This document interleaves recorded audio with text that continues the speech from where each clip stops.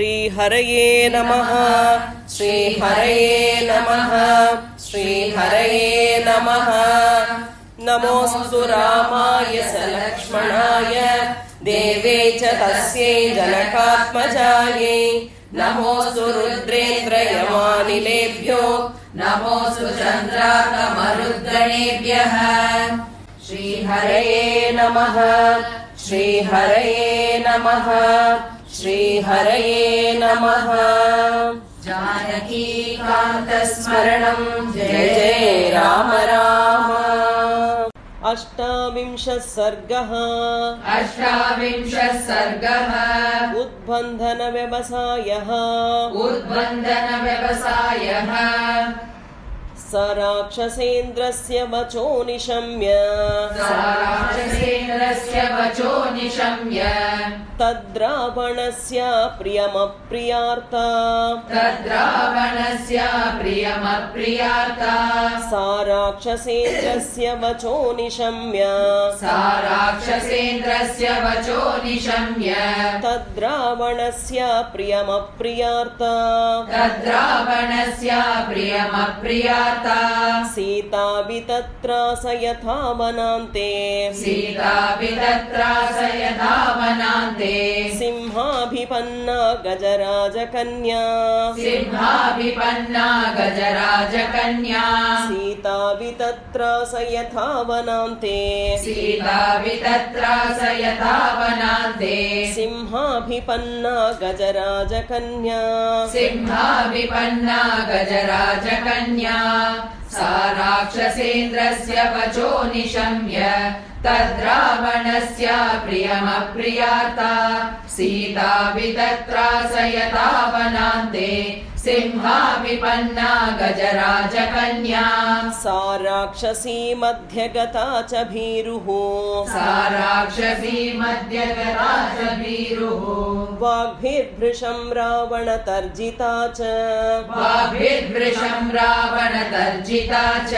सा राक्षसी मध्यगता च भीरुः वाग्भिर्भृशं रावणतर्जिता कान्तारमध्ये विजने विसृष्टा बालेव कन्या विललापसीता कान्तारमध्ये विजने विसृष्टा बालेव कन्या विललापसीता सा राक्षसी मध्यगता च भीरुः वाग्भिर्भृशं रावणतर्जिता च कान्तारमध्ये विजने विसृष्टा बालेव कन्या विललापसीता सत्यं वदेदं प्रवदन्ति लोके न कालमृत्युर्भवतीति सन्तः सत्यं वदेदं प्रवदन्ति लोके न कालमृत्युर्भवतीति सन्तः यत्राहमेवं परिभत्स्यमाना जीवामि किञ्चित् क्षणमप्यपुण्या यत्राहमेवं परिभत्स्यमाना जीवामि किञ्चित् क्षणमप्यपुण्या सत्यं वदेदं प्रवदन्ति लोके न कालमृत्युर्भवतीति सन्तः यत्राहमेवं परिभत्स्यमाना जीवामि किञ्चित् क्षणमप्यपुण्या सुखाद्विहीनं बहु दुःखपूर्णम् इदं तु नूनं हृदयं स्थिरं मे सुखाद्विहीनं बहु दुःखपूर्णम् बहुदुःखपूर्णम् इदं तु नूनं हृदयं स्थिरं मे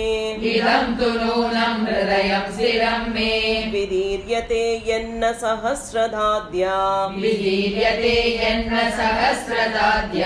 वज्राहतं शृङ्गमिवाचलस्य वज्राहतं शृङ्गमिवाचलस्य विदीर्यते यन्न सहस्रधाद्या विदीर्यते यन्न सहस्रदाद्य वज्राहतं शृङ्गमिवाचलस्य वज्राहतं शृङ्गमिवाचलस्य सुखाद्विहीनं बहुदुःखपूर्णम् इदं तु नूनं हृदयं स्थिरं मे विदीर्यते यन्न सहस्रदाद्य वज्राहतं शृङ्गमिवाचलस्य नैवास्ति दोषो मम नूनमत्र नैवास्ति दोषो मम नूनमत्र वध्याहमस्य प्रियदर्शनस्य वध्याहमस्य प्रियदर्शनस्य नैवास्ति दोषो मम नूनमत्र नैवास्ति दोषो मम नूनमत्र वध्याहमस्य प्रियदर्शनस्य वध्याहमस्य प्रियदर्शनस्य भावं न चास्याहमनुप्रदातुम् भावं न चास्याहमनुप्रदातुम् अलं द्विजो मन्त्रमिवाद्विजाय अलं द्विजो मन्त्रमिवाद्विजाय भावं न चास्याहमनुप्रदातुम् भावं न चास्याहमनुप्रदातुम् अलं द्विजो मन्त्रमिवाद्विजाय अलं द्विजो मन्त्रमिवाद्विजाय नैवास्ति दोषो मम नूनमत्र वध्याहमस्य प्रियदर्शनस्य भावं न चास्याहमनुप्रदातुम् अलं द्विजो मन्त्रमिवाद्विजाय नूनं ममाङ्गान्यचिरादनार्यः नूनं ममाङ्गान्यचिरादनार्यः शस्त्रैचितैश्चैत्स्यति राक्षसेन्द्रः शस्त्रैषितैश्चैत्स्यति राक्षसेन्द्रः नूनं ममाङ्गान्यचिरादनार्यः नूनं ममाङ्गान्यचिरादनार्यः शस्त्रैषितैश्चैत्स्यति राक्षसेन्द्रः शस्त्रैषितैश्चैत्स्यति राक्षसेन्द्रः तस्मिन्ननागच्छति लोकनाथे तस्मिन्ननागच्छति लोकनाथे गर्भस्थजन्तोरिव शल्यकृन्तः गर्भस्थजन्तोरिव शल्यकृन्तः तस्मिन्ननागच्छति लोकनाथे तस्मिन्ननागच्छति लोकनाथे गर्भस्थजन्तोरिव शल्यकृन्तः गर्भस्थजन्तोरिव शल्यकृन्तः नूनं ममाङ्गान्यचिरादनार्यः शस्त्रैषितैश्चेत्स्यति राक्षसेन्द्रः तस्मिन्ननागच्छति लोकनाथे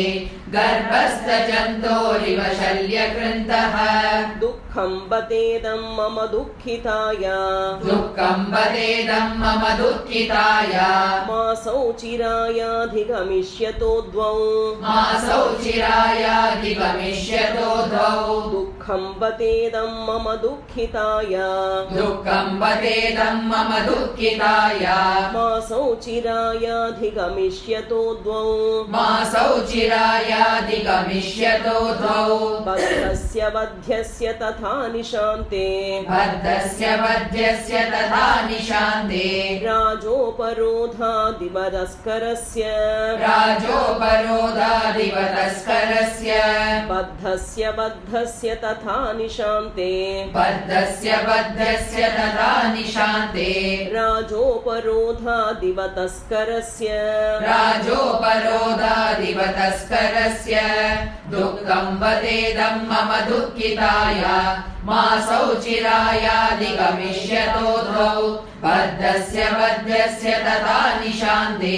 राजोपरोधादिवतस्करस्य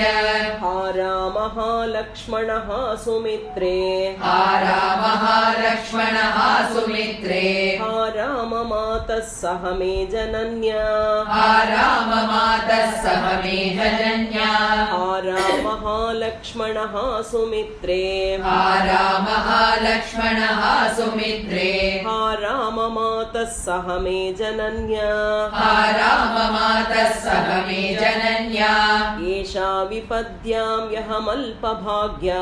एषा विपद्याम्यहमल्पभाग्या महार्णवेनौरिव मूढवाता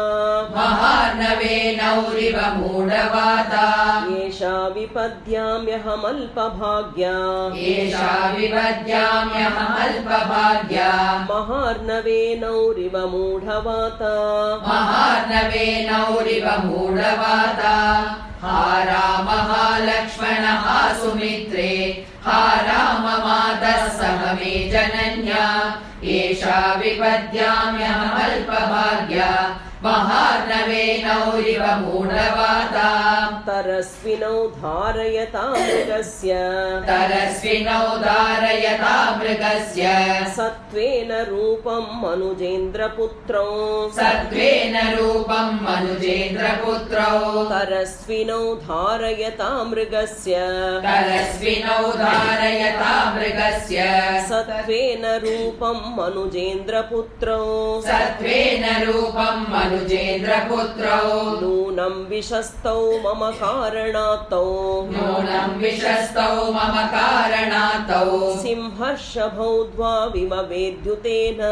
सिंहर्षभौ द्वाविव वैद्युतेन नूनं विशस्तौ मम कारणात्तौ नूनं विशस्तौ मम कारणात्तौ सिंहर्षभौ द्वाविव वैद्युतेन सिंहर्षभौ द्वाविव वैद्युतेन तरस्विनौ धारयता मृगस्य सत्त्वेन रूपं मनुजेन्द्रपुत्रौ नूनं विशस्तौ मम कारणात्तौ सिंहर्षभौ द्वाविव वैद्युतेन नूनं सकालो मृगरूपधारी नूनं सकालो मृगरूपधारी मामल्पभाग्यां लुलुभे तदानीं मामल्पभाग्यां लुलुभे तदानीं नूनं सकालो मृगरूपधारी नूनं सकालो मृगरूपधारी मामल्पभाग्यां लुलुभे तदानीं मामल्पभाग्यां लुलुभे तदानीं यत्रार्यपुत्रं विससर्ज मूढा यत्रार्यपुत्रं विससर्ज मूढा रामानुजं लक्ष्मणपूर्वजं च रामानुजं लक्ष्मणपूर्वजं च यत्रार्यपुत्रं विससर्ज मूढा यत्रार्यपुत्रं विससर्ज मूढा रामानुजं लक्ष्मणपूर्वजं च रामानुजं लक्ष्मणपूर्वजं च नूनं सकालो मृगरूपधारी मामल्पभाग्यां लुलुभे तदानीं यत्रार्यपुत्रं विससर्ज मूढा रामानुजं लक्ष्मणपूर्वजं च हा राम सत्यव्रत दीर्घबाहो हा राम सत्यव्रत दीर्घबाहो हा पूर्णचन्द्र प्रतिमानवक्त्र हा पूर्णचन्द्र प्रतिमानवक्त्र हा राम सत्यव्रत दीर्घबाहो हा राम सत्यव्रत दीर्घबाहो हा पूर्णचन्द्र प्रतिमानवक्त्र हा पूर्णचन्द्र प्रतिमानवक्त्र हा जीवलोकस्य हितप्रियश्च हा जीवलोकस्य हितप्रियश्च बध्यां न मां वेत्सि हि राक्षसानां बध्यां न मां वेत्सि हि राक्षसानां हा जीवलोकस्य हितप्रियश्च हा जीवलोकस्य हितप्रियश्च बध्यां न मां वेत्सि हि राक्षसानां बध्यां न मां वेत्सि हि राक्षसानां हा राम सत्यव्रत दीर्घबाहो हा पूर्णचन्द्र प्रतिमानवक्त्र हा जीवलोकस्य हितप्रियश्च बध्यां न मां वेत्सि हि राक्षसानाम् अनन्यदेवत्वमियं क्षमा च अनन्यदेवत्वमियं क्षमा च भूमौ च शय्या नियमश्च धर्मे भूमौ च शय्या नियमश्च धर्मे अनन्यदेवत्वमियं क्षमा च अनन्यदेवत्वमियं क्षमा च भूमौ च शय्या नियमश्च धर्मे भूमौ च शय्या नियमश्च नियमश्च धर्मे पतिव्रता त्वं विफलं ममेदम् पतिव्रता त्वं विफलं ममेदम् कृतं कृतघ्नेष्विव मानुषाणाम् कृतं कृतघ्नेष्विव मानुषाणाम् पतिव्रता त्वं विफलं ममेदम् पतिव्रता त्वं विफलं ममेदम् कृतं कृतघ्नेष्विव मानुषाणाम् कृतं कृतघ्नेष्विव मानुषाणाम् अनन्यदेव त्वमियं क्षमा च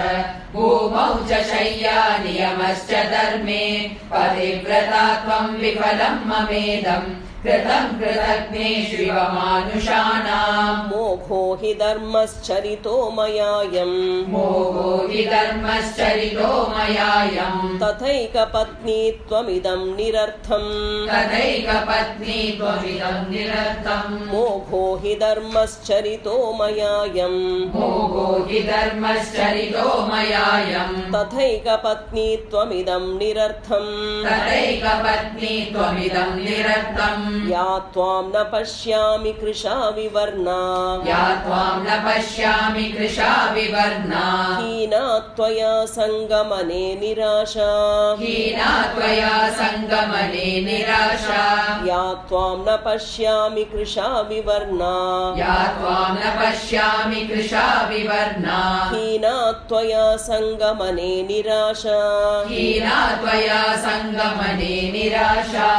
मोहो हि धर्मश्चरितो मयायम् तदैकपत्नी त्वमिदं निरर्थम् या त्वां न पश्यामि कृशा विवर्णा हीना त्वया सङ्गमने निराशा पितुर्निदेशं नियमेन कृत्वा पितुर्निदेशं नियमेन कृत्वा वनानिवृत्तश्चरितव्रतश्च वनानिवृत्तश्चरितव्रतश्च पितुर्निदेशं नियमेन कृत्वा पितुर्निदेशं नियमेन कृत्वा वनानिवृत्तश्चरितव्रतश्च वनानिवृत्तश्चरितव्रतश्च स्त्रीभिस्तु मन्ये विपुले क्षणाभिः स्त्रीभिस्तु मन्ये विपुले क्षणाभिः त्वं रंस्यसे वीतभयकृतार्थः त्वं रंस्यसे वीतभयकृतार्थः स्त्रीभिस्तु मन्ये विपुले क्षणाभिः स्त्रीभिस्तु मन्ये विपुले क्षणाभिः त्वं रंस्यसे वीतभयकृतार्थः त्वं रंस्यसे वीतभयकृतार्थः पितुर्निदेशं नियमेन कृत्वा वनानिवृत्तश्चरितव्रतश्च स्त्रीभिस्तु मन्ये विपुले क्षणाभिः त्वं रंस्यसे वीतभयकृतार्थः अहं तु राम त्वयि जातकामा अहं तु राम त्वयि जातकामा चिरं विनाशाय निबद्धभावा चिरं विनाशाय निबद्धभावा अहं तु राम त्वयि जातकामा अहं तु राम त्वयि जातकामा चिरं विनाशाय निबद्धभावा चिरं विनाशाय निबद्धभावा मोघं चरित्वा तपोव्रतं च मोघं चरित्वा तपोव्रतं च त्यक्ष्यामि दिग्जीवितमल्पभाग्य त्यक्ष्यामि दिग्जीवितमल्पभाग्या मोघं चरित्वा तपोव्रतं च मोघं चरित्वा तपोव्रतं च त्यक्ष्यामि दिग्जीवितमल्पभाग्य त्यक्ष्यामि दिग्जीवितमल्पभाग्या अहं तु राम त्वयि जातकामा चिरं विनाशाय निबद्धभावा मोघं चरित्वा तपोव्रतं च त्यक्ष्यामि दिग्जीवितमल्पभाग्या सा जीवितं क्षिप्रमहं त्यजेयम् सा जीवितं क्षिप्रमहं त्यजेयम् विषेण शस्त्रेण शितेन वापि विषेण शस्त्रेण शितेन वापि सा जीवितं क्षिप्रमहं त्यजेयम् सा जीवितं क्षिप्रमहं प्रमहं त्यजेयम् विषेण शस्त्रेण शितेन वापि विशेषशस्त्रेण शितेन वापि विषस्य दाता न हि मेऽस्ति कश्चित् विषस्य दाता न हि मेऽस्ति कश्चित् शस्त्रस्य वा वेश्मनि राक्षसस्य शस्त्रस्य वा वेश्मनि राक्षसस्य विषस्य दाता न हि मेऽस्ति कश्चित् विषस्य दाता न हि मेऽस्ति कश्चित् शस्त्रस्य वा वेश्मनि राक्षसस्य शस्त्रस्य वा वेश्मनि राक्षसस्य सा जीवितं क्षिप्रमहं त्यजेयम् विषेण शस्त्रेण शितेन वापि विषस्य दाता न हि मेऽस्ति कश्चित् शस्त्रस्य वा वेश्मनि राक्षसस्य इतीव देवी बहुधा विलप्य इतीव देवी बहुधा विलप्य सर्वात्मना राममनुस्मरन्ति सर्वात्मना राममनुस्मरन्ति इतीव देवी बहुधा विलप्य इतीव देवी बहुधा विलप्य सर्वात्मना राममनुस्मरन्ति सर्वात्मना राममनुस्मरन्ति प्रवेपमाना परिशुष्कवक्त्रा प्रवेपमाना परिशुष्कवक्त्रा नगोत्तमं पुष्पितमाससाद नगोत्तमं पुष्पितमाससाद प्रवेपमाना परिशुष्कवक्त्रा प्रवेपमाना परिशुष्कवक्त्रा नगोत्तमं पुष्पितमाससाद नगोत्तमं पुष्पितमाससाद इतीव देवी बहुधा विलप्य सर्वात्मना राममनुस्मरन्ति प्रवेपमाना परिशुष्कवक्त्रा नगोत्तमं पुष्पितमाससाद शोकाभितप्ता बहुधा विचिन्त्य शोकाभितप्ता बहुधा विचिन्त्य सीता तवेणुद्ग्रथनं गृहीत्वा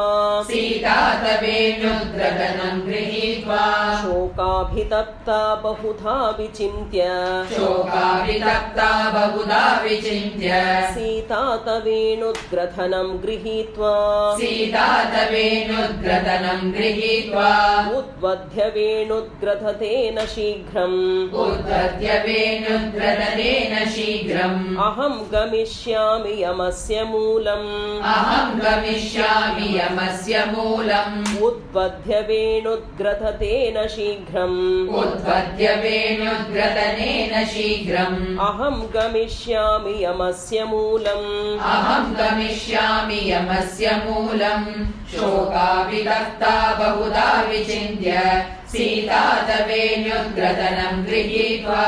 उद्वद्य वेणुद्ग्रथनेन शीघ्रम् अहं गमिष्यामि यमस्य मूलम् उपस्थिता सा मृदु सर्वगात्री उपस्थिता सा मृदु सर्वगात्री शाखां गृहीत्वा तनगस्य तस्य शाखां गृहीत्वा तनगस्य तस्य उपस्थिता सा मृदु सर्वगात्री उपस्थिता सा मृदु सर्वगात्री शाखां गृहीत्वा तनगस्य तस्य शाखां गृहीत्वा तनगस्य तस्य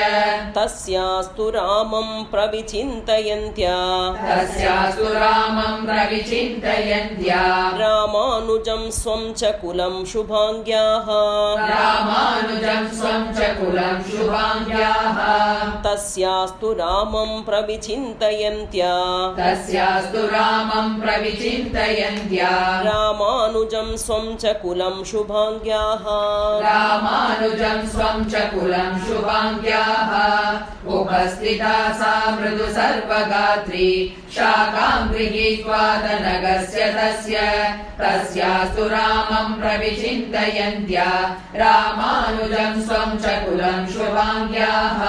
शोकानिमित्तानि तथा बहूनि शोकानिमित्तानि तथा बहूनि धैर्यार्जितानि प्रवराणि लोके धैर्यार्जितानि प्रवराणि लोके शोकानि शोकानिमित्तानि तथा बहूनि शोकानिमित्तानि तथा बहूनि धैर्यार्जितानि प्रवराणि लोके धैर्यार्जितानि प्रवराणि लोके प्रादुर्निमित्तानि तदा बभूवुः प्रादुर्निमित्तानि तथा बभूवुः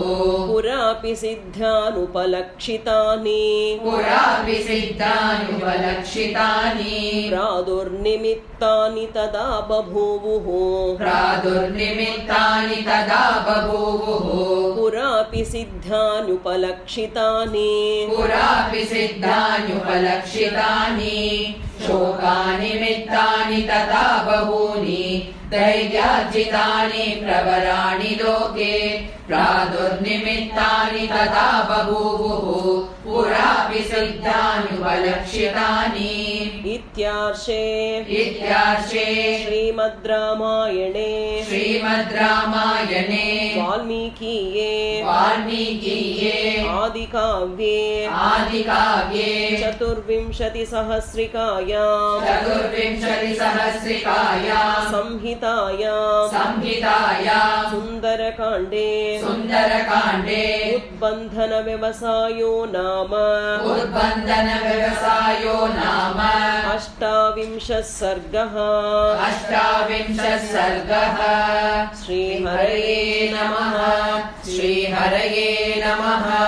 श्रीहरये नमः जानकीकान्तस्मरणं जय जय